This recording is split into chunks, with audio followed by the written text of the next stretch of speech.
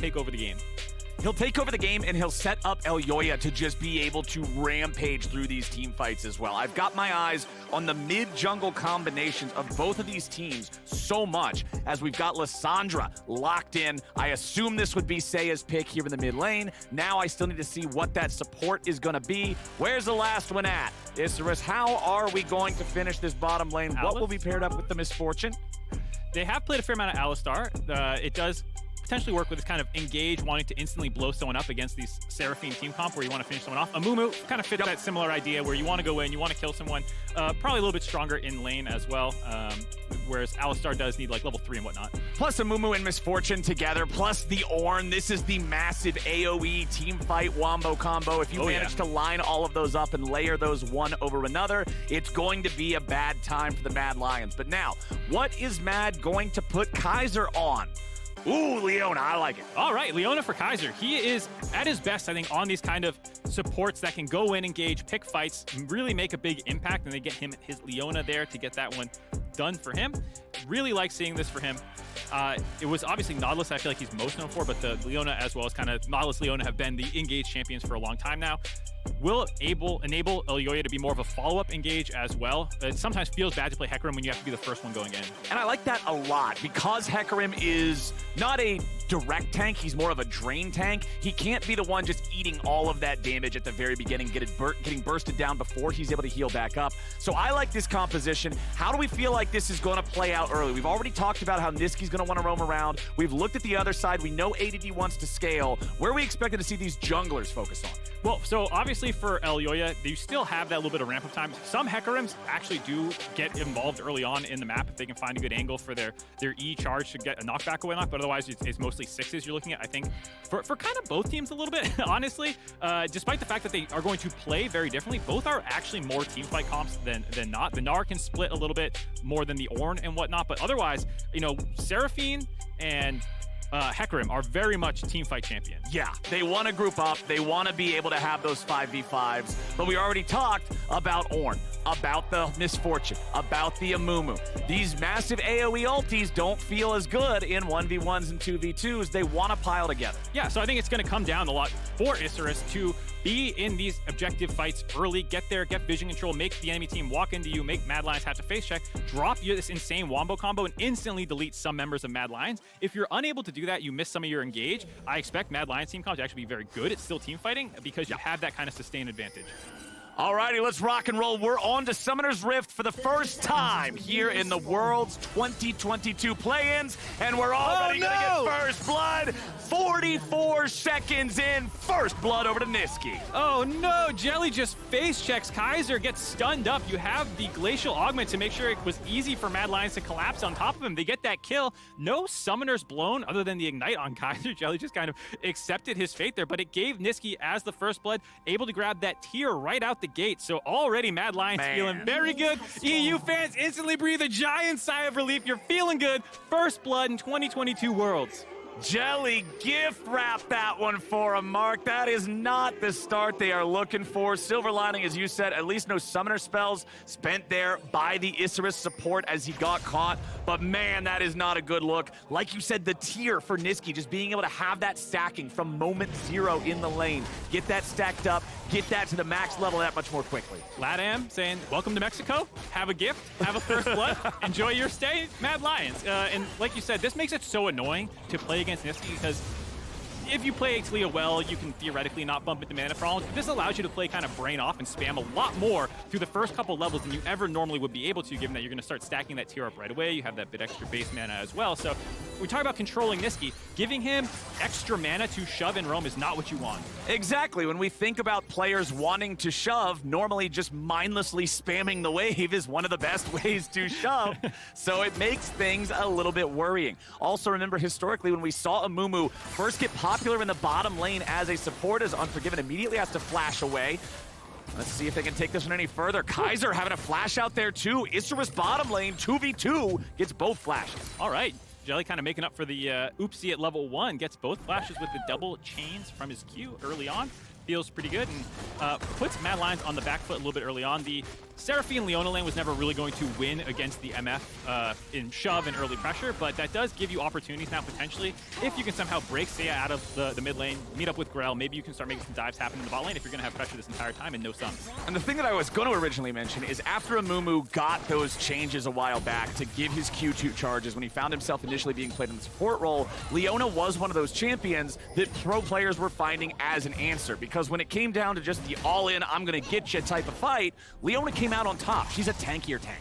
Yeah, she's a tankier tank, but unfortunately MF is a damageer. That was astute, Mark. There's some English. I feel like right you're really there, speaking to me here, bud. You know what I'm saying, man. She's going to do more damage in the early level 1 trade, the double up damage coming through. I think they also hit too, so probably had Strut as well. There maybe Make It Rain. I have to check, but either way, going to do way more damage than the Seraphine, and that's why ultimately you saw the flashes come out of Mad Lions, just the damage from Gavoto coming through. He has been kind of the X factor, I guess I would say, watching Isurus games. He has some insane team fights, both good and bad. He seems to always be flanking, it feels like, no matter the situation. And he is the one who can sometimes pop off or maybe have a bad team fight, whereas Seiya is the more kind of consistent carrier for them in the mid lane. Yeah, Gavoto in the LLA regular season got the most MVPs. Well, he tied for him. He got 4 MVP votes, tied up with Boogie and Adi in that count. So definitely the guy who can show up when they need him, but a lot of pressure is going to be on him, on that misfortune. We know how much power this champion's ultimate adds to these big skirmishes, adds to these big team fights. So that positioning of his, when he decides to press R, that's going to be clutch. It's funny that you did that when you're doing the hand animation of the ultimate, but no one can see that.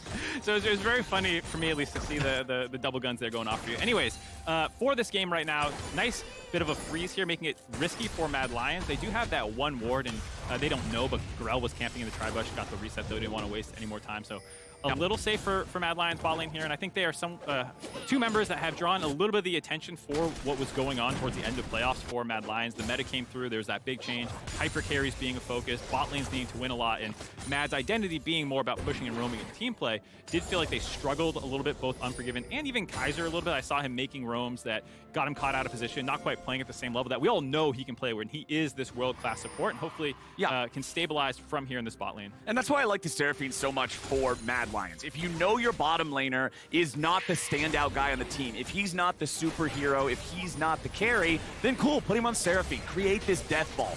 Make this massive 5v5. And that's another thing that I think is going to be important when we look at compositions and we go through all these games, these 8 games a day in play-ins group stage in this best-of-1 format.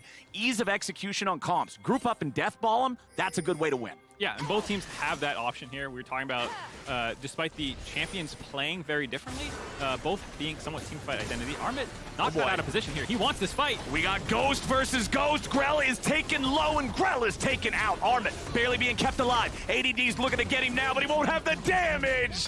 It's a disaster for Isurus. A double kill to Elyoya. Nice collapse from Mad Lions there. Armit starting that one off and having the fancy feat to make sure that ADD could not finish him off when Mad Lions collapsed on top of them. There's that roaming mid-jungle we were talking about, both Niski and Elyoya coming in, catching out the members of Isurus in the river. Now up to a 3-kill advantage, 1,000 gold lead, feeling very good just past 6 minutes into the game. Man, oh man, the early game has not gone the way that Isurus Gaming was hoping for. That was so close, but still no cigar there in the top side. Ghost on both of the junglers to try to move around, get that extra speed to outplay one another, but it is the Mad Lions coming out on top. Let's take another look at how it went down. Yeah, you can see the invade was spotted out very early on. They knew that the members of Mad Lions were on the bot side of the map, so Grell thinks he's safe to invade, but the fact that Arma had collapsed from top lane to get the initial cutoff gave Elyoya time to collapse with that Ghost. Like you said, charging in there, you know, it's not just a post-level 6 champion for Hecarim. You can scrap early on. It's just sometimes getting on top of people. But when you already have that kind of setup, very easy for him to get both those kills, double kill, accelerating the Hecarim. And I think for a lot of people, Elyoya being arguably the best player on Mad Lions, I think for a lot of people between him and Niski. And Elyoya is at his best on these kind of farming, scaling, carry champions. He exploded onto the scene with a lot of like tempo-based junglers and whatnot. So this is an incredible start for him in his first game at Worlds this year. Oh boy, Niski just getting all in here as the Ram comes flying through. Niski with a flash back to stay alive. Nicely done for the Mad Lions mid laner, but it does cost him both summoner spells to get away from. This is what they were talking about in the analyst that's playing around Seiya a little bit in the mid lane. Not hard committing to it, but Seiya setting that up, getting the initial chunk down to Niski, and ADD roaming down from River. Had that threat from the ultimate. I think Niski didn't need to flash. It looked like he could have just stepped down, but I like playing safer than not early on at an international competition. Like, yeah, maybe you can just walk down out of that, but just don't be greedy. Learn that flash, stay alive. I mean, especially in the format for play-ins groups, because the top spot in either group just automatically gets out without having to play a best of 5, and it's just best of 1s that are determining that top spot, the smallest things that can determine a win or loss could end up being the difference between you playing a best of 5 or not, right? Yeah, absolutely the case. And like we talked about a little bit, Mad Lions playing what should, in theory, be 2 of the easier opponents for them in group stage here on day 1, taking down, hopefully, Isurus for EU fans, and then Istanbul Wildcats later on. A good start right now, and then, you know, have that little bit of momentum as you head into the tougher Eastern teams waiting for them. You gotta be prepared, gotta get the reps in when you can get them, and Elyoya is going to get that early Rift Herald here for his team just a little bit after 8.5 minutes in, as Kaiser and Unforgiven make their way back into the bottom lane. You can see Unforgiven having that ulti here on the Seraphine. That thing is massive gank assist, and it's really good against Misfortune as well. As soon as she starts channeling, you can fire it back, interrupt her, and take over the fight. Same with Leona, just dropping your ultimate on top of the MF if she ever tries to channel her ult early on in a fight will be something that to keep your eye on for Kaiser to do.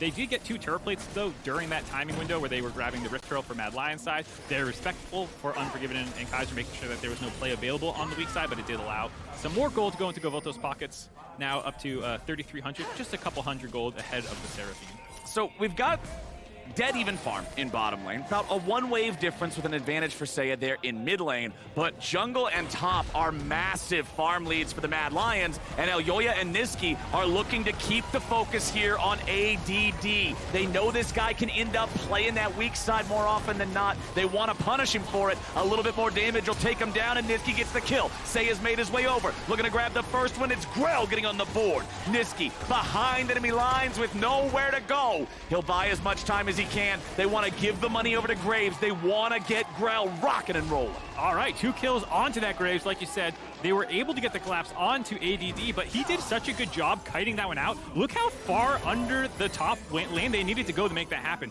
Nice usage of the Bellows Breath by ADD to not get the initial flick back that Niski did land onto him, that unstoppable, making sure that they had to go deep. And so he's playing very respectful here. They already have to run kind of between the 2 turrets. The fact that this did not actually cut him off, there's no flash on the Orin, so if they were able to land that one, he would have been dead much earlier. There you see the Bellows Breath to actually make sure none of the displacements stopped him from walking down to the point where now they're under the inner turret.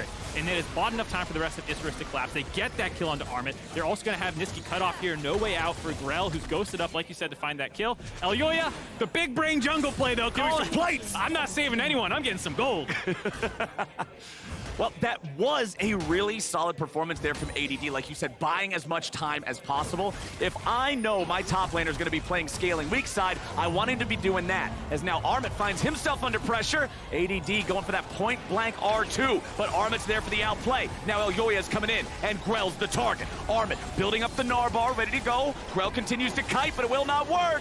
Say good night. 2 more kills for the line. Elyoya had such a nice reset there. The extra gold that he got, getting him Boots 2 and Sunderer on that back from the turret plates. He also did not drop the Rift Herald on that initial push, which gives him the faster recall to not be down tempo on that play. So with the enhanced recall of Rift Herald, can instantly go back up topside. Back up Armit, who still had flash despite what just happened in the top lane, could have a really nice point-blank flash and now blow open the entire top side of the map, leading to almost a 4,000 gold lead, excuse me. I think the regular season Mad Lions are here to play, Mark. This squad looks like they're ready to go. They are jiving. This is exactly Elyoya's meta. If we're going to have these kind of carry junglers going off, you can see him 3-0-2, nearly 100% KP, only missing out on that first blood, which honestly... Yeah, that was a bit of a meme anyway. Come on.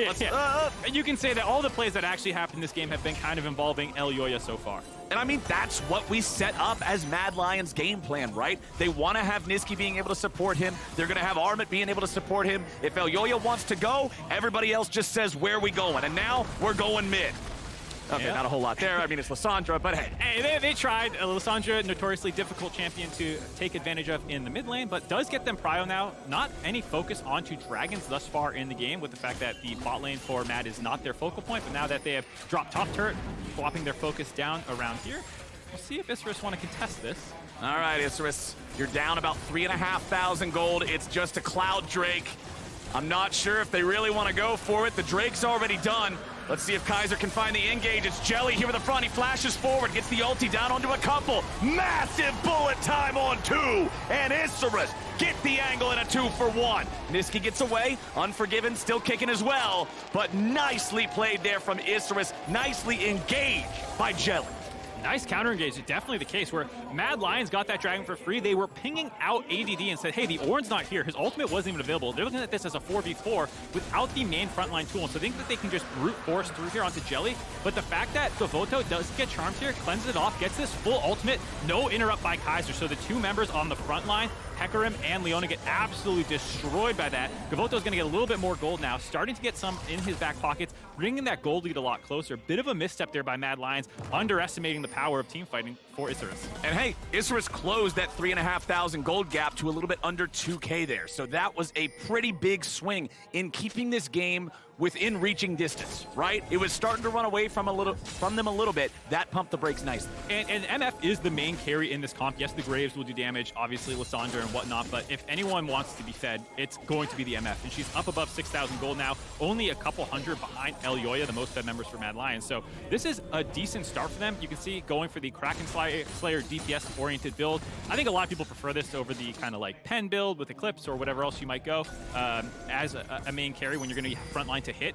The attack speed buff that Strut gets is absolutely no joke, and you can pump out that damage with the double up kind of auto attack reset that you have. Plus with the Last Whisper as the second item, he knows he's going to have to shoot through Kaiser. He knows he's going to have to get through this Hecarim in this Gnar. You can already see the winged moonplate in the inventory of Elyoya. Those movement speed tank items are going to start coming out, and the horse is going to get very scary very quick.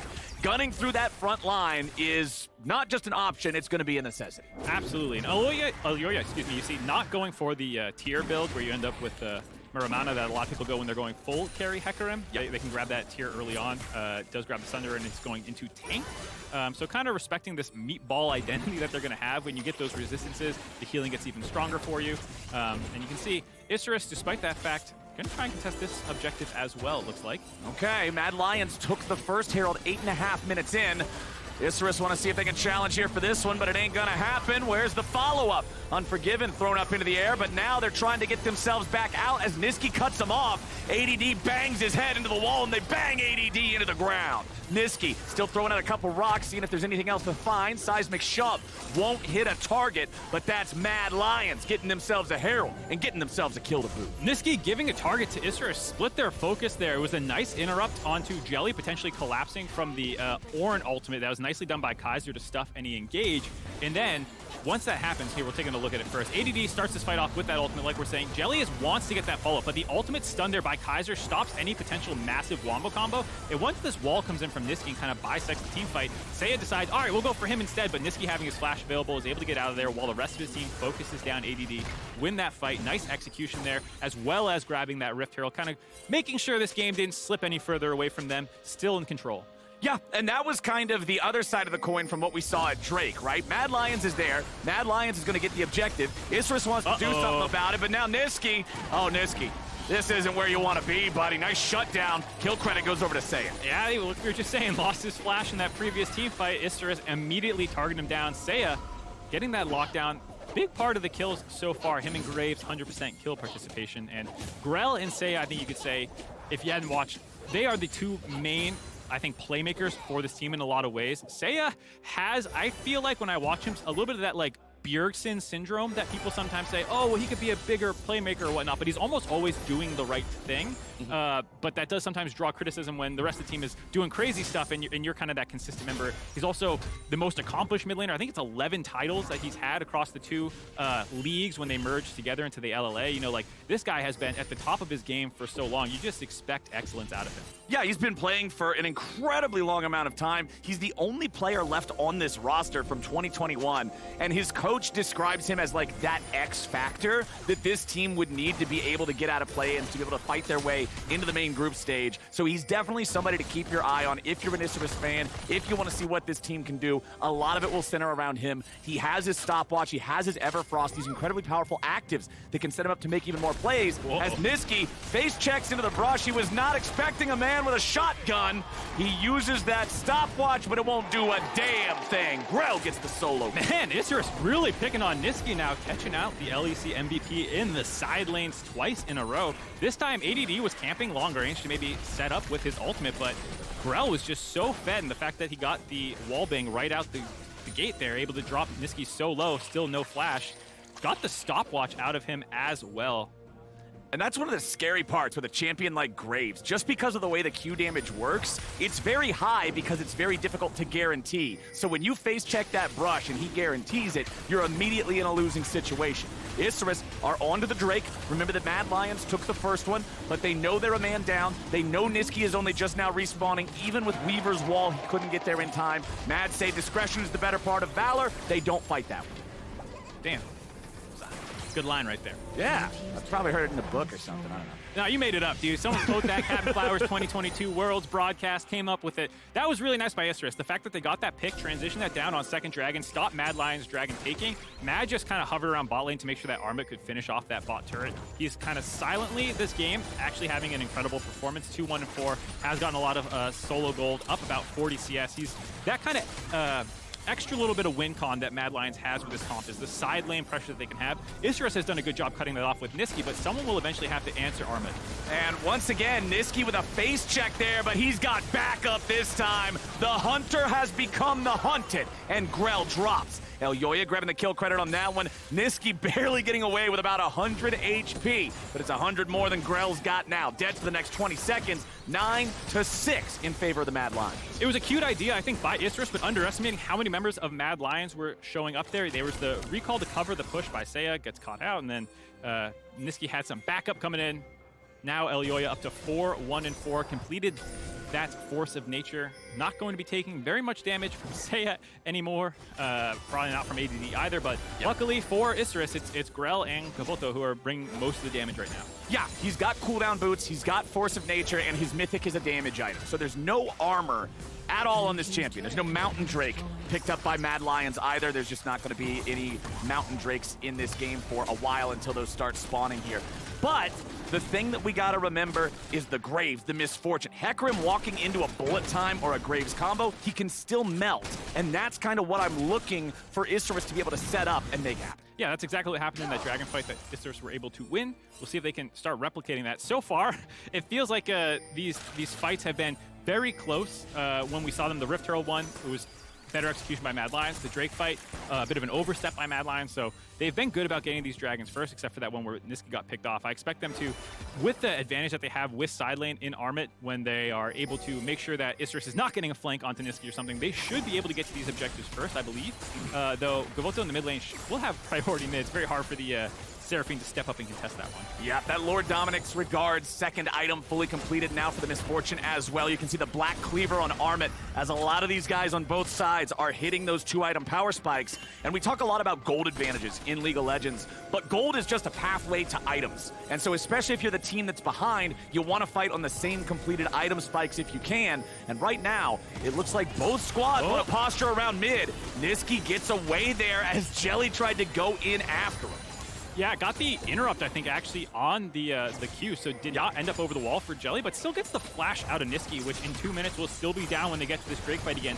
Might make him a juicy target for all this engage that Isurus has on their side. Exactly, and he does not have any sort of an aggro drop. You can see there's no stopwatch, there's no Zonias there for Niski. He has a cleanse that'll be up, but now ADD, he's playing weak side again. The Ignite keeps ticking, the Solar Flare guarantees the damage. Armit flashing in to get that Q just in case, but it won't even be needed. Tier 2 turret drops here in the bottom lane, and Mad Lions keep pushing. Yeah, Mad Lions catching Isurus in a bit of a reset there. ADD on the lane by himself. How far can they push this? Okay, they pop both big ultis of the bottom laners there onto Elyoya. They clear out the wave. They hurt the front line of the Mad Lions. They'll force them back for now. Nice stem the bleeding there for Isserus. Did not want to lose an inhibitor turret. No.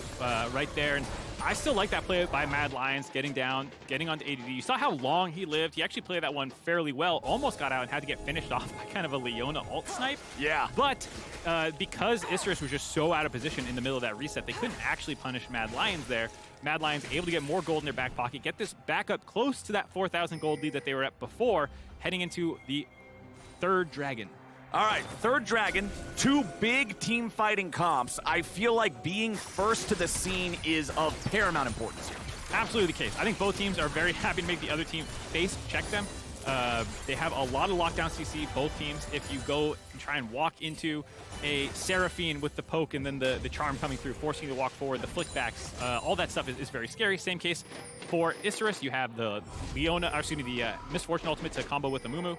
You can see them still want to keep a little bit of vision onto Baron, not losing completely, but based off their positioning, the fact that Isserus has all their members up on the top side of the map, you have to think that they're not actually going to contest this. I can understand this thought process. ADD is 2 levels away from starting to turn on his items, so instead they're saying you stay, Mad Lions up on the top side trying to get the Baron pressure down. Mad Lions just going for the Baron. They're saying, all right, you guys had control over that bottom side river. If you want the Drake, take it, but Baron's gonna go our way. Isserus hanging around this area. Baron's at about 6K. Mad Lions pull off of it. It's so dangerous to hard commit to something like this for either one of these comps with the amount of AoE on both sides. But it still means there's Drake alive. Drake is still alive, but Mad Lions are not backing off the pressure. With the Seraphine in their comp, they can kind of keep posturing around this objective, force Isserus over and over again to have to face check them. They have such good vision control here in the river, but Isserus are kind of calling that bluff, saying, we'll just keep taking turrets if you don't actually commit onto the Baron. Yeah, Isserus is doing a really good job here, just picking up 2 turrets for free in mid. It's not going to stop them from getting to the Baron in time, you would think.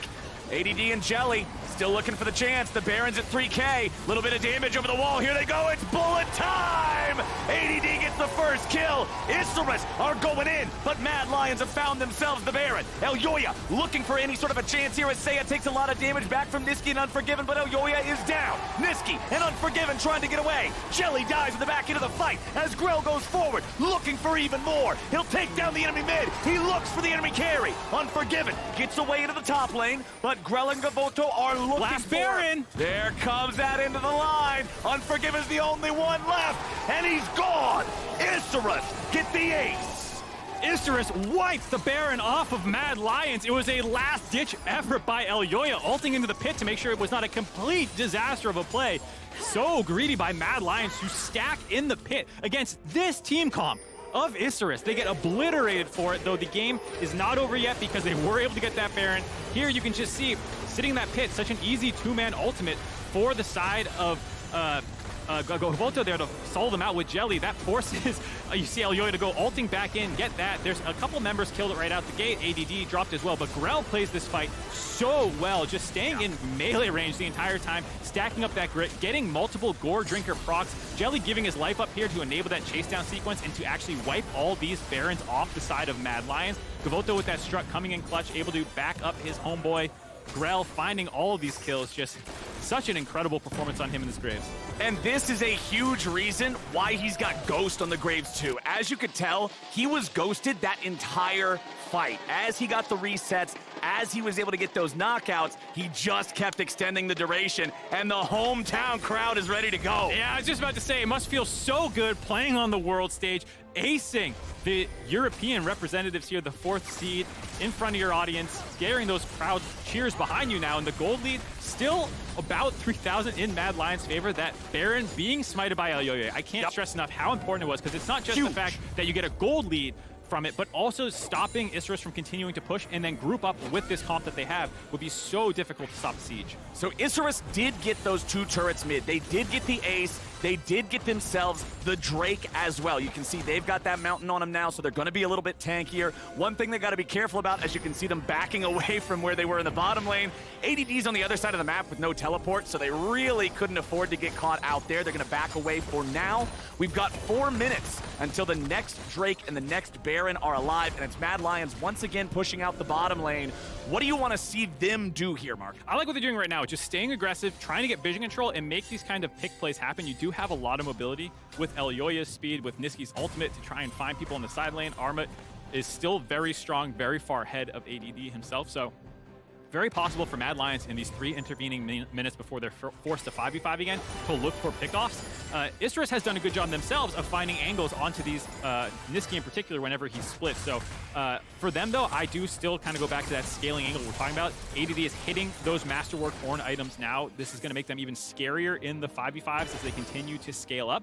Yep. So I do think Isurus, I understand you are down gold, playing on the back foot a little bit here, trying to make sure that Mad Lions is walking over your wards, that you're seeing them coming, then you can stop the bleeding in these kind of side lane plays. And I'm glad you bring up the Masterwork items, because if you're looking at Drakes, if you're looking at Masterwork items, post-Drake buffs, and of course in the modern age of Mythic items after the whole rework to how Ornn worked, every single Drake is worth about 1,000 gold in stats for the team. Every single Masterwork item is going to give you about 1,000 gold worth of stats. So when you're at +1 Drake and +1 Masterwork item, hey, that's plus 2k. All of a sudden, the game feels really, really close, and it could go either way. I'm really impressed with what I've seen from Isurus here, staying close with the Mad Lions. Yeah, it's super impressive to see them, the representatives from the LLA, going toe-to-toe with Mad Lions so far this game.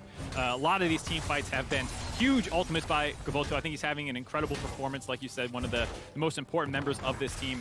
I think going forward, Mad Lions have to find a way to shut him down in these team fights. It's been a couple uninterrupted Misfortune ults right at the beginning. I think you do have to give Jelly some credit for locking down Kaiser or forcing him to use his ultimate in other ways to stop him from instantly stopping Gavoto's ultimate, but that's something that Mad Lions will have to do a better job of, is stop getting put in these positions where they're up against the wall or their engage is getting stuffed and then they're getting counter-engaged on. We're hitting big 3-item spikes all over the place, Mr. Zimmerman. We got an Infinity Edge for Gavoto. We've got a Void Staff for Seiya. Both of these guys, by the way, still no deaths throughout the whole game.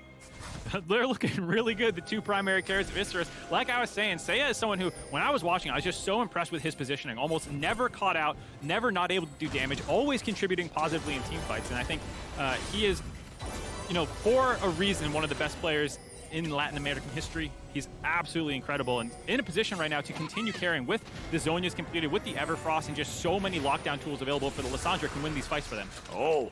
Let's see, we got Ghost versus Ghost here. Elyoya going in after Grell. ADD's out. He's gonna have all of the Mad Lions coming up behind him. ADD's saying, all right, dude, you're on your own. There's no way I'm gonna save you here. Grell trying to just continue the 1v1 against this horse. Normally that's a matchup, a shotgun's gonna win, but it's looking a little rough here. Elyoya has to back away. Holy moly, Grell's trying to fight him off. Elyoya getting another devastating charge, comes in.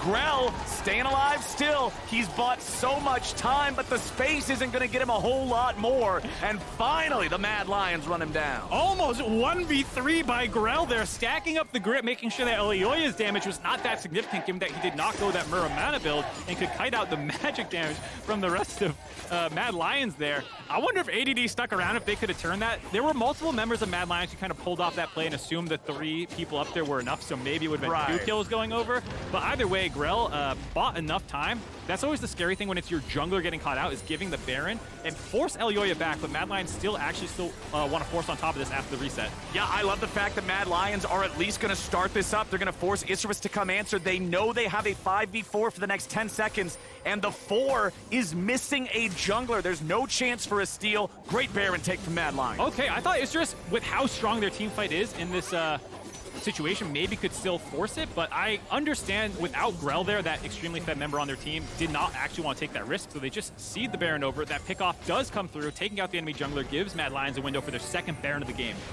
Mad Lions getting a big bonus with that one. I also want to draw your attention over to Armut, who is now almost 100 CS above his opponent. He has 3 fully completed items working on that 4th. This Gnar could very easily be an X factor, especially in a river fight on a mountain rift. Let's see how this Drake fight goes down.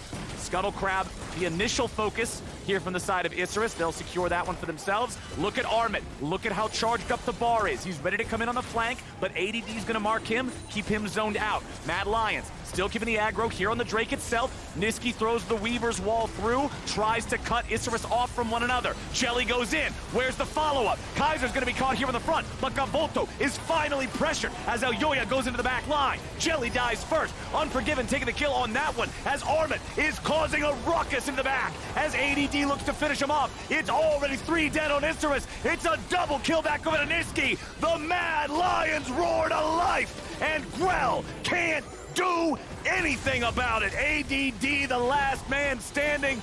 Run, Horn, run!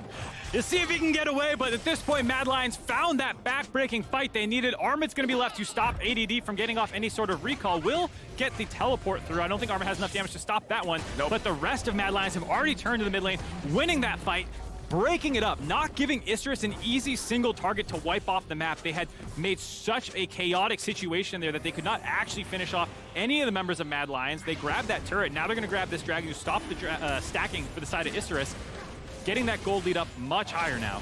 That gold lead is 7,000 for the Mad Lions. They finally stopped Gavoto. They finally threw a wrench in the gears of the AoE teamfight machine, and Mad Lions seems to have it figured out. Yeah, you want this kind of instant burst by the side of Isurus, but you see Seiya trying to get on top of Unforgiven, gets a lot of damage down, but the MF ult is just a little too short to actually hit Unforgiven. Doesn't finish off Kaiser, can't finish him off. On the backside of the fight, Armit, like you were saying, keeping Gavoto busy this entire time. Seiya was also getting pinged down by Niski because he was not able to finish off Unforgiven, so they were just not able to find any one of these targets. Grell also not really in a position to contribute the way that he had in the previous team fights running forward. You can see he's still a force to be reckoned with, but without the rest of the early kills coming through, the sustained damage available, the shielding, the healing, all the things that the Seraphine can do is just too much.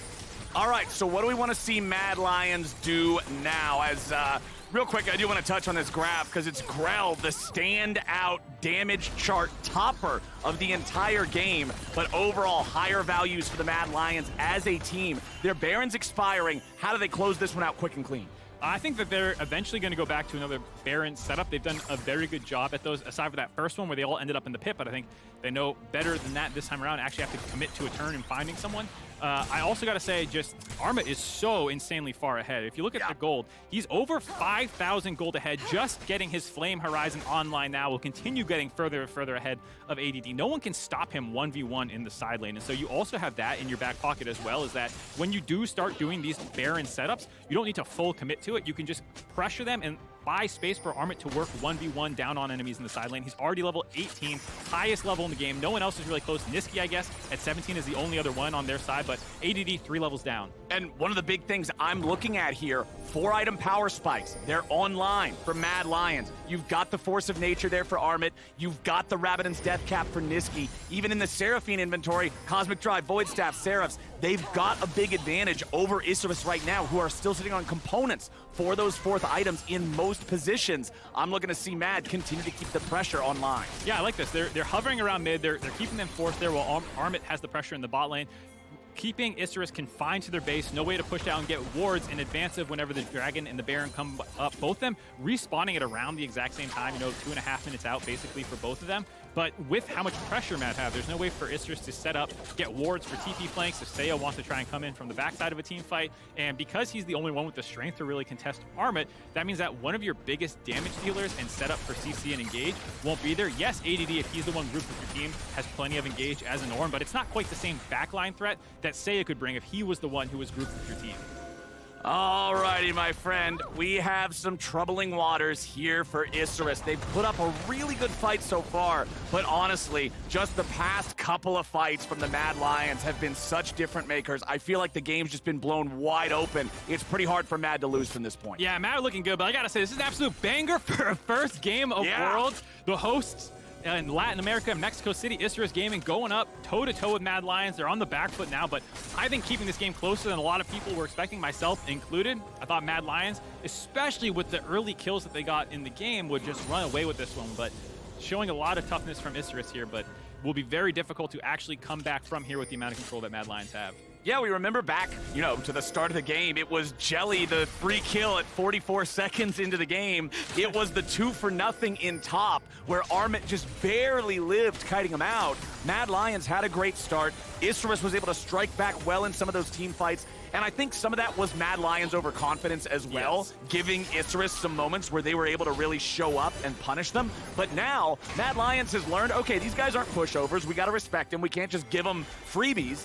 And they're playing in a way that's forcing Isurus to have to not get those setups they're looking for. They're playing in a way where they can push back and punish.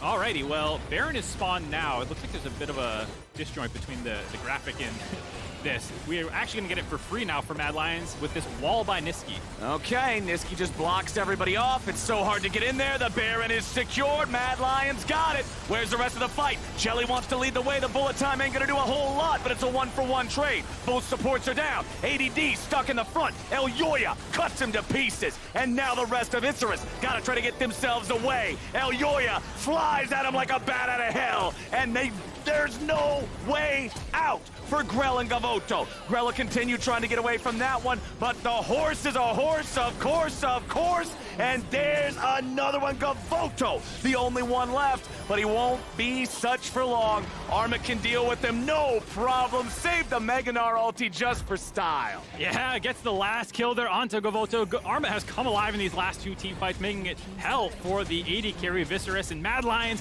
should be able to close the game out from here with two nice Baron setups, absolutely clinical in that last one, making for sure that Isurus had to run right into them. Mad Lions get their first win of Worlds. It was a fun first game with the hometown champs going up against the LEC 4th seed, but the Mad Lions proved too ferocious, and they will take the first win of Worlds 2022.